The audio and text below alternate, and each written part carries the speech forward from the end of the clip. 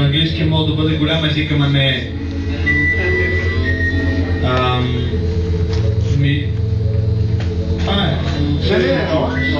Следващия човек, какво още?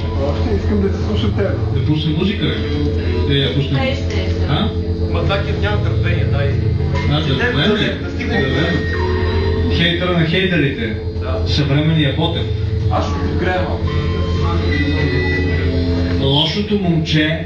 Ние за малко ще гледаме с Васил долу в туалета. Има ли... Лошото момче на българската култура. Доколкото има... И философия. И любимеца на Райна Марков. Лошото момче на българската култура и... Любимеца на философския факултет. Райна Марков. Братовчеда на Райна. На Райна Маркова, добре. Да, го казваме го. Да, благодаря ви за овациите. Мощните овации за Матакия. Здравейте, аз съм Димитър Матакиев и съм мъж на Райна Маркова. Котката. Котката е гладна и влиза в кухнята. Лятно време прозорците никога не се затварят. Скача на масата и започва да коства пилешките кости, останали в неприхраните обедни чинии. Антиквария върши нещо на двора, но му се допива вода. С Ангел искате да ме видите, защото знаете, че ще ви се зарадвам. Домашния арест не позволява особено разнообразие. Всъщност е почти като в затвора, само дето можеш да се караш всеки ден жена си по-често идат на свиждане и има интернет. Обаждам се вече няколко пъти. Гледал си седна на леглото зад майка си нова телевизия, когато си чул за моето задържане. В първи момент не си повярвам на ушите си, но трите имена определено са съвпадали. Коремът ти се сила, майка ти е започнал да псува карните педофили, които заслужават да бъдат убити от бой. Мълчал си. Антикварият вижда котката на нас. Бесява се. Мрази животните да не си знаят мястото. Изтепва я и притихна впива ръце в тялото й. Хваща я за опашката и започва да й удря всичка сила в стената. Тя в очи и ми учи жално, но котките са борави същества. Антикварият спира. Трябва му жива. Идвате по-рано. Не съм виждал повече от половин година. Ангела се обица, а ти колкото и да се променил за месеци, все същия. Пращам ви да си купите безалкохолно путката долу, защото не мога да излизам. Отначало заявявате, че ви мързи, но скоро се връщате с литрова бутилка кола. Сядате на леглото пред мен. Оглеждаш критично обстановката и казваш, че сега, като има много време, трябва да направя поне ремонт. Антикварият мъкне кървящото и даскащо същество през градината към ръвуняка пред старата барака. В свободната му ръка има въже. Внимателно поставя котката на земята и педантично завързва здраво всичките й лапи. Не след дълго мравките са привлечени от кръвта. Разказвам ви затвора за антиквария, певицата за болекари и другите ми приятели оттам за кретенските им истории. Разбира се, не ви трябва да знаете такива неща, но ви е видимо интересно. Като споменавам наркотиците, казвате, че Мони е станал наркоман. Отначало не мога да повярвам, но бързо се сещам как веднъж като бяхме на китайски ресторант започна без видима причина да псува келнерката на висок глас. Между двете неща няма абсолютно никаква връзка, но спомнят от това време винаги ме успокояват. Котката започва ритмично да ми учи.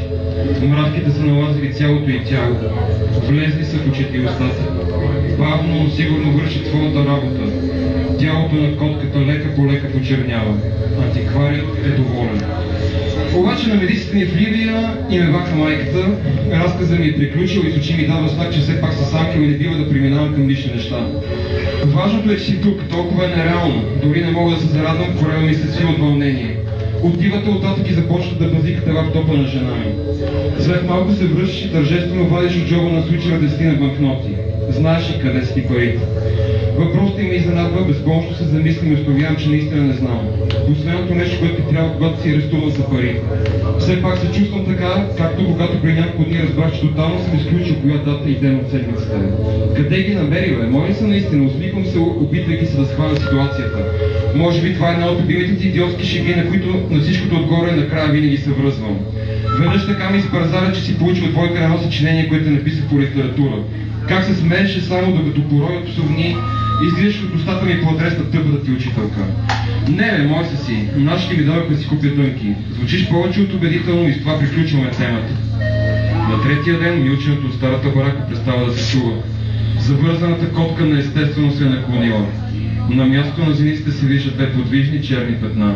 Кожата около тях липсва. Изчезнали са 80 лева, парите за тетрадите и учебници на сина ми. Скоро след посещението ви жена ми открива кражбата. Под вестника на шкафчето с книгите в спалнята няма нищо. Тръщвам се невярващо на близкото канапе, не съм го очаквал точно от теб, за мен си толкова специален. Така се радвам, че дошъл от другия край на София да ме видиш, въпреки глупостите, които си чул по телевизията и на площадката пред вас, въпреки всички и всичко. Сега разбирам защо изведнъж си разбърза да ходиш на дискотека още в 5 часа, след като си пуснал МП3-ките и преслава и надо звука до край. Помислих, че наистина ще закъснеете, докато стигнете до там.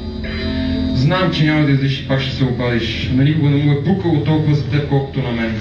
Не си виждал баща си от години, с майка си не споделяш почти нищо, а връзниците ти се подиграват с гърба, че си гей. Съучениците пращат картички за 8 март, знам, че някои по-големи момчета те карат да им дупиш и биеш чеки и после хвалят наляво надясно. И пак сте си приятели. Знаеш ли колко гадно се почувствах след това? Надявах се, че няма изобщо да разбереш. Отначало мислех само да си сбазикам. Ако беше реагирал веднага, че с твои парите, естествено ще да ги върна. Заекваш слушалката. Разбира се, с Ангел ще изкараш ли всичко. Всъщност се обаждаш по друг повод, не искаш да стартираш двойка по литература още на входното ниво за 8 клас, а и до сега никога не си писал есе. След седмица мравките почти са отделили лепкавото кърваво месо от костите. Постепенно и те са отнесени към рабуняка. Мравките са чисти насекоми, помисли си антиквария, гледайки завързаното на някакво възела въже, останало на празното, напечено от слънцето място. Мерси.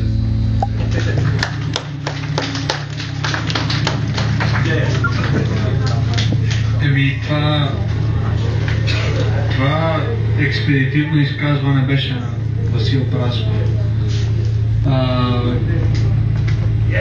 който е... Да, абсолютно. Което лице беше виновник, аз от дълго време го анонсирам, обаче много... Какво да кажа? Сега си говорихме с най-големия поет тази вечер, разни неща. И оттам произведоха някакви истини. Аз няма да ви кажа, защото много ми канти. И на това кантене имам чувство, че говоря някакви такива изконни слова, които са абсолютно изконността, старозаветни истини. И аз се сещам за истинското си име, за вече се обявявам под псевдоним. Добре, няма да се смеем повече. И си от Пловдив? И съм от Пловдив, да. И съм от Пловдив, Трън, Кюстендил и други. Да. Обаче, мисля, че сега е един много добър момент да пуснем малко маестро, да пуснем музика. Маестрото, пуснем музика. Да съм ме чу.